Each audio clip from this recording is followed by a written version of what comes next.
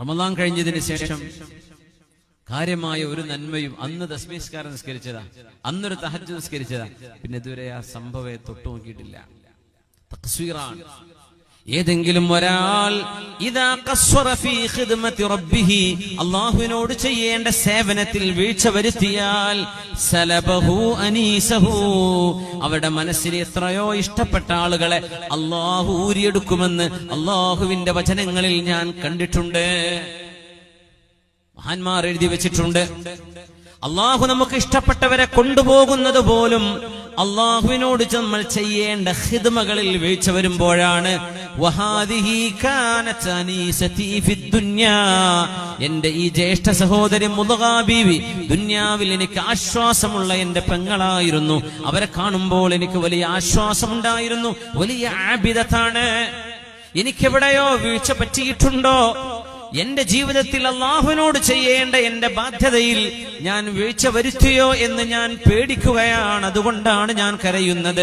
എന്റെ അനീസത്തായ, എന്റെ മനസ്സിന് ഒരുപാട് സമാധാനം തന്നിരുന്ന എന്റെ പൊന്നു പെങ്ങളെ അള്ളാഹു കൊണ്ടുപോകാൻ കാരണം നമ്മൾ വരുത്തുന്ന കുറവുകളാണ്, വീഴ്ചകളാണെന്ന് ഞാൻ വായിച്ചതോർത്ത് ഞാൻ കരയുന്നു എന്ന് മഹാനായ ബിശ്റുൽ ഹാഫി തങ്ങൾ അഹ്മദ് ബിൻ ഹംബൽ തങ്ങളുടെ കാലക്കാരനാണ്. യാ അല്ലാഹ്, അല്ലാഹു സജ്ജനങ്ങളുടെ സഹവർത്തിത്വം അല്ലാഹു നമുക്ക് നൽകട്ടെ. ആമീൻ യാ റബ്ബൽ ആലമീൻ. ചില ആളുകളെ പ്രത്യക്ഷത്തിൽ സജ്ജനങ്ങളാണെന്ന് വിചാരിക്കും. അങ്ങനെ ഉണ്ടാവും അല്ലെ? ആളെ കുറെ കാലം കൊണ്ടിടുന്നു, പിന്നെ മനസ്സിലായ ആള് തട്ടിപ്പേരനായിരുന്നു. അങ്ങനെ ഉണ്ടാവും.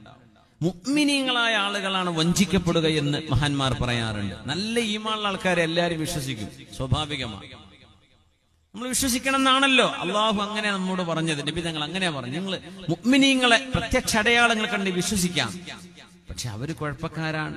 അവരേതോ നാട്ടിൽ കൊലപാതകം നടത്തിയിട്ട് ഇവിടെ കൊട്ടച്ച് താമസിക്കാം. നമുക്കറിയില്ലല്ലോ എന്തിന് നാട് വിട്ടുപോകുന്നു, അറിയില്ലായിരുന്നു. പിന്നെ മനസ്സിലായത് പടച്ചോനെ പെരുങ്കള്ളനായുള്ള റഹ്മാനായ റബ്ബേ, അവനാണിപ്പോ ഞാൻ കൂട്ടുകാരനായി കൊണ്ടു നടന്നത്, തട്ടിപ്പുകാരനായിരുന്നല്ലോ. സുബ്ഹാനല്ലാഹ്. അങ്ങനെ സംഭവിക്കും, ഒരു കുഴപ്പമില്ല. എങ്ങനെ? നമ്മൾ ആദ്യം ഒരാളെ വിശ്വസിച്ചു, കൂട്ടുകാരനായി കൊണ്ടു നടന്നു, പിന്നെയാണ് കുഴപ്പം മനസ്സിലായത്. അപ്പോൾ ഒഴിവാക്കണം. കുഴപ്പം മനസ്സിലാക്കി പിന്നെ പിടിച്ചു നിർത്തരുത്, പിന്നെ ഒഴിവാക്കണം. ആ ബന്ധങ്ങൾ വേണ്ട, നമ്മുടെ ആഖിറം നഷ്ടമാകും. മഹാനായ അബ്ദുല്ലാഹ് ഇബ്നു മുബാറക് എന്നവരുടെ അൽ ബിർറു വസ്സുല എന്ന കിതാബിൽ ബഹുമാനപ്പെട്ടവരെ ഒരു ഉദ്ധരണി ഉദ്ധരിക്കുന്നുണ്ട്. മുഹമ്മദ് ഇബ്നു ഹനഫി റഹ്മത്തുള്ളാഹി അലൈഹിയുടെ അഹ്ലു ബൈത്താണ്. മൻ അഹബ്ബ റജുലൻ അലാ അദിനിൻ ളഹറ മിൻഹു, ഒരു മനുഷ്യന്റെ പ്രത്യക്ഷമായ നന്മ കണ്ട് ഒരാളെ സുഹൃത്തായി സ്വീകരിക്കുകയോ സ്നേഹിക്കുകയോ ചെയ്തു, ആജറഹുല്ലാഹു കമാ ലൗ കാന മിൻ അഹ്ലിൽ ജന്ന, ആ മനുഷ്യൻ മോശക്കാരനായിരുന്നു, പക്ഷേ പ്രത്യക്ഷത്തിൽ കണ്ടപ്പോൾ നല്ല ആളാണെന്ന് വിചാരിച്ച് അയാളെ സ്നേഹിച്ചു. അങ്ങനെ ഉണ്ടാവും. കുറെ നേതാക്കന്മാര്, കുറെ പണ്ഡിതന്മാര്, സയ്യിദന്മാര്, അങ്ങനെയൊക്കെ. സുബ്ഹാന ജല്ല ജലാലു. എല്ലാറ്റിലും മായം വന്ന കാലമാണ്. എവിടേക്കാണ് മായം എന്നറിയില്ല. ഏതാ നല്ലത്, ഏതാണ് ജെന്യൂൻ, ഫ്രോഡ് നമുക്കറിയാതെ പോകും. സ്വാഭാവികമാണ്. അതിനാരും ആരും കുറ്റം പറയില്ല.